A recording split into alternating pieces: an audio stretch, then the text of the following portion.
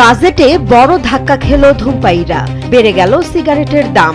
সিগারেটের প্রতিটি স্তরেই বাড়ানো হয়েছে দাম, যা সর্বোচ্চ ২৫ টাকা পর্যন্ত পৌঁছাতে পারে। নিত্যদিনের এই পণ্যটি এখন আরও ব্যয়বহুল হতে যাচ্ছে। ২০২৬-২৭ অর্থ বছরের জাতীয় বাজেট ঘোষণায় তামাকজাত পণ্যের ওপর কর ও মূল্য বৃদ্ধির প্রস্তাব তুলে ধরেন অর্থমন্ত্রী আমির খসরু মাহমুদ চৌধুরী। জনস্বাস্থ্য সুরক্ষা এবং রাজস্ব বাড়ানোর লক্ষ্যেই এই সিদ্ধান্ত নেওয়া হয়েছে বলে জানানো হয়। নতুন প্রস্তাব অনুযায়ী নিম্ন স্তরের সিগারেটের দাম ৬০ টাকা থেকে বাড়িয়ে ৬২ টাকা নির্ধারণ করা হয়েছে। মধ্যম স্তরের সিগারেট ৮০ টাকা থেকে বেড়ে ৯২ টাকা হতে পারে।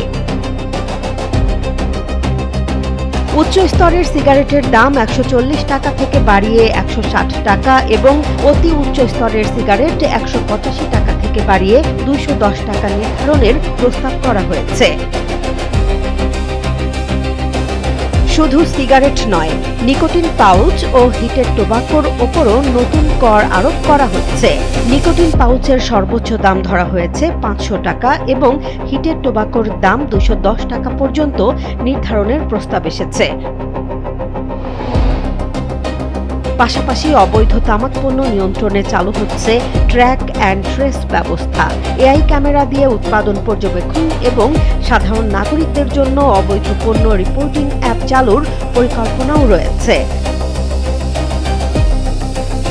বিশ্লেষকদের মতে এই সিদ্ধান্ত একদিকে যেমন তামাক নিয়ন্ত্রণে কার্যকর ভূমিকা রাখতে পারে, অন্যদিকে স্বল্প আয়ের ধূমপায়ীদের ওপর বাড়তি চাপ সৃষ্টি করবে। রাজস্ব বৃদ্ধি ও জনস্বাস্থ্য দুই লক্ষ্যকেই সামনে রেখে বাজেটে তামাক খাতে কঠোর অবস্থান নেওয়া হয়েছে। জেসমিন জাহান, কালবেলা।